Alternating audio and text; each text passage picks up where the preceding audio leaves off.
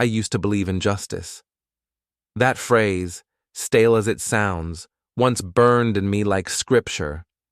I stood in my black robes with pride, a symbol of order, of law, of balance in a world tilting off its axis.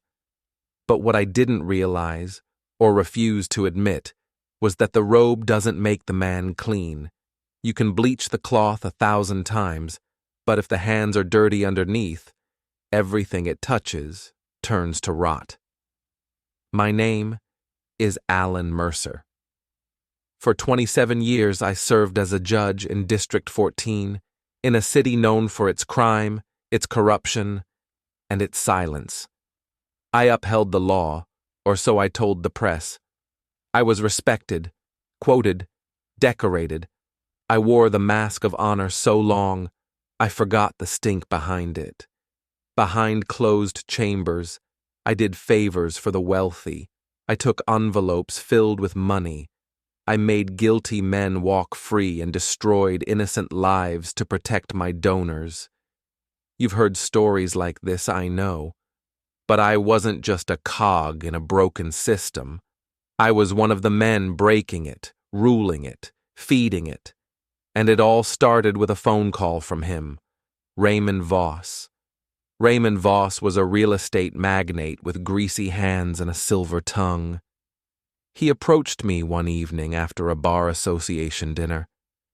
"I've got a developer friend stuck in a zoning lawsuit," he whispered over bourbon. "The judge is inflexible. But you, Alan, you have vision. I'd be grateful for your help." It began as one decision, one small nudge in a civil case, but one became 2, then a dozen. Divorce hearings where I gave abusive fathers custody because they paid. Sentences altered, evidence dismissed, and always, I justified it. Better me than someone less capable, I'd tell myself. At least I know who the real criminals are. I can use the money to support real change later. But change never came. The money flowed. My house grew. My vacations got longer. My wife, Evelyn, stopped asking questions when she saw the new Lexus. My son Daniel always assumed his father was a hero, and I let him believe it. There are faces I'll never forget. The worst of them wore red. Her name was Lila Harrison, 17, accused of aiding her brother in a robbery gone wrong. He pulled the trigger, but she was there, they said. The prosecution had nothing but circumstantial evidence, but the family of the murder victim, a senator's nephew, wanted blood. Raymond called me that morning. "Do the state a favor, Alan. We can't have another scandal."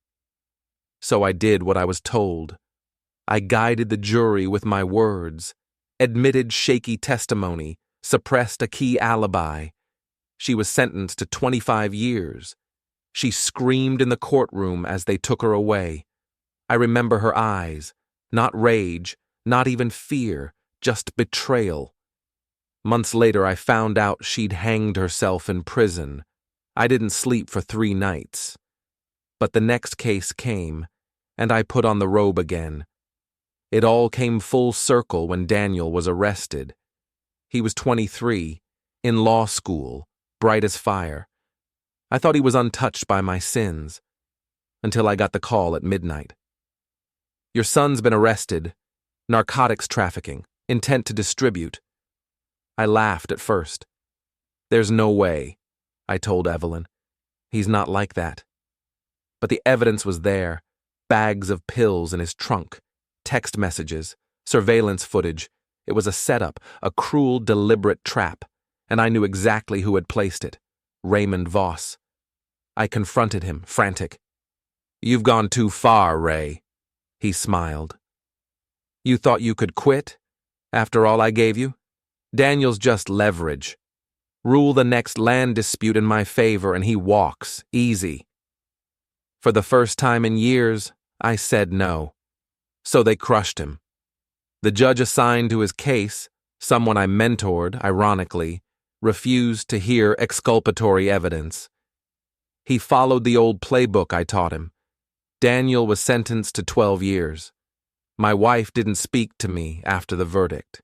Not for days. Then one morning, she packed a suitcase. I watched you for years, Alan. I saw what you became. But I stayed for Daniel. I thought I could protect him from you.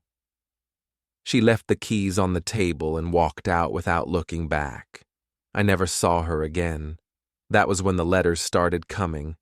Mothers, widows, fathers, children, victims, all of them writing about what I had done to them. One mother whose autistic son was sentenced as an adult after a bar fight. A man wrongfully evicted because I ruled for a corrupt developer. A woman who lost custody of her daughter because her ex had paid me off. I read every letter. I couldn't stop. And then came the worst one, hand-delivered, from the father of Lila Harrison. She was going to study literature, it read. She forgave her brother. You didn't. You killed her. He enclosed a photo, Lila in her red dress, smiling. I collapsed in the hallway and vomited. I went public. Press conference, full statement, names, bribes, case numbers. I gave it all up. On record, under oath. I submitted to arrest. The media called it the largest judicial scandal in the state's history. Protesters gathered outside the courthouse. Colleagues fled. Raymond Voss vanished overseas. And yet, no one was satisfied. Because justice delayed is justice denied. The lives I broke couldn't be fixed. Daniel was still in prison. They didn't put me in general population. I was too well known, too hated. I spent 23 hours a day in isolation. That's where I started writing this. Not to ask for sympathy. I deserve none. But to confess in the only way I know how. And maybe someday, Daniel will read it. 3 years into my sentence, I was summoned by a new warden. A man I'd once sentenced harshly for embezzlement. He looked at me like I was dirt. You remember Vincent Kellner? He asked. Of course I did.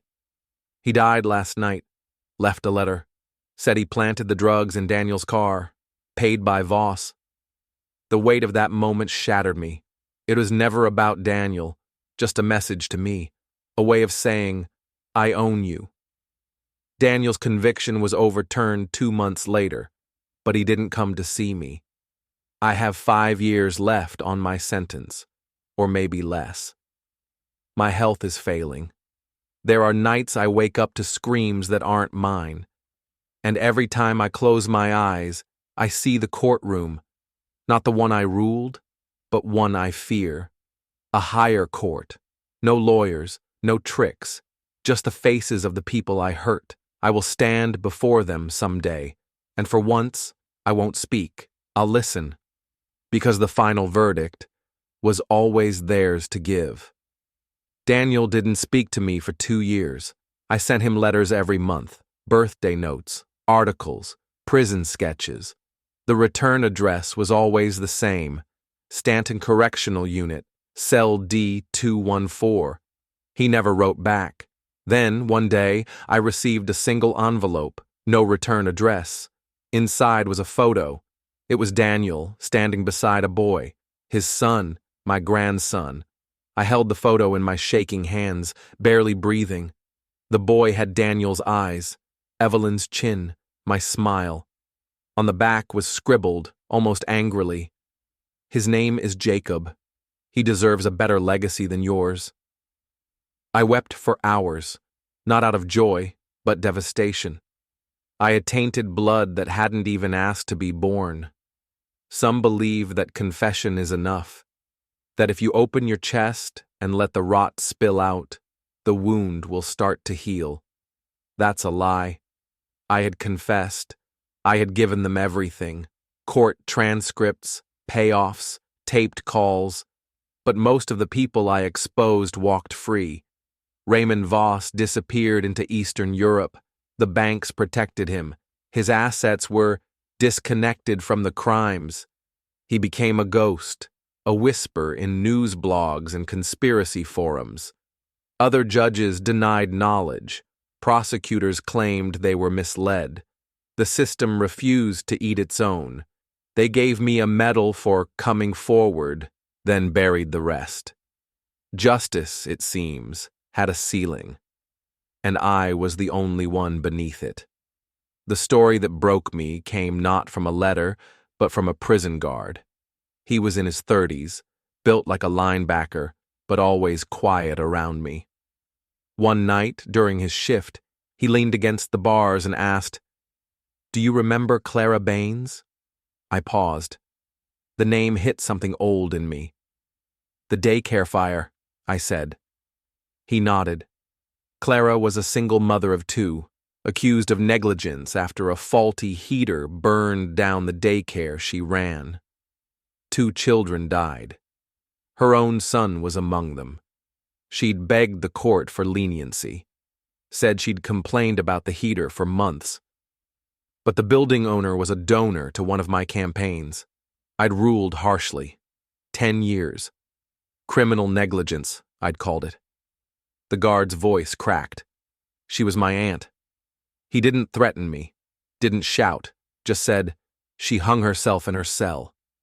The same day you sent her away."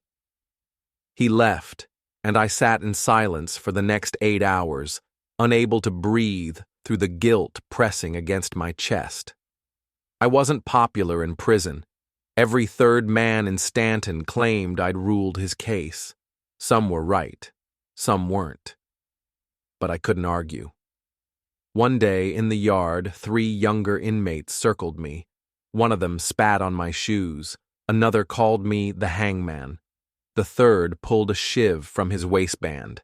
And just as he raised it, a hand grabbed his wrist. A man I'd never seen before, covered in tattoos, taller than all of them, stepped in. "You touch him," he said. "You answer to me." The 3 backed off. I stood there trembling. Later that night, I found the man outside my cell. "You don't remember me, do you?" he asked. His name was Malik Donovan. 15 years ago, I'd sentenced him to life for armed robbery.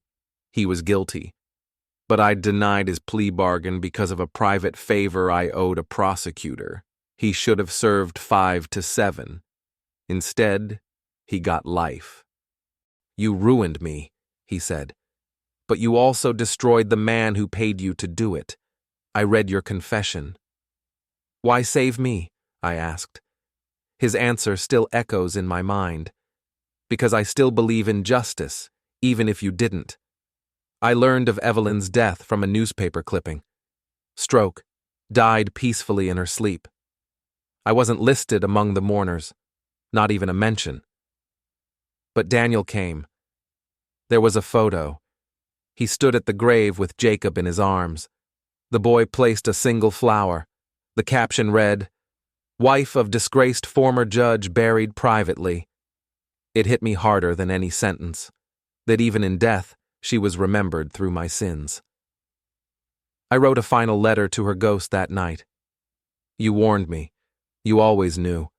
I wish I'd listened. I hope you found peace in a place I'll never see." I burned the letter with a piece of contraband lighter fluid. Ashes for forgiveness. 6 years into my sentence, I was transferred to an older wing of the prison during renovations. In cell B43, behind the peeling wall, I found a hidden compartment, an old hiding hole carved by some inmate long gone. Inside were scraps of paper, prayers, rants, confessions. One stood out. "They took my daughter because I couldn't afford a lawyer. She begged for me in court. The judge didn't look up. I screamed and they dragged me out. I'll never forgive him." There was no name, but I remembered the case. It was mine. They'd taken custody from a poor immigrant father and handed the child to a rich foster couple. The room spun. How many faces I forgot. I buried the papers back in the wall and closed it. A tomb of guilt. On my 64th birthday, the guard knocked on my cell. "You have a visitor." My heart stopped. Daniel, number. It was Jacob, 10 years old now, hair slicked back, nervous eyes. He looked at me through the glass. My dad said I could see you once.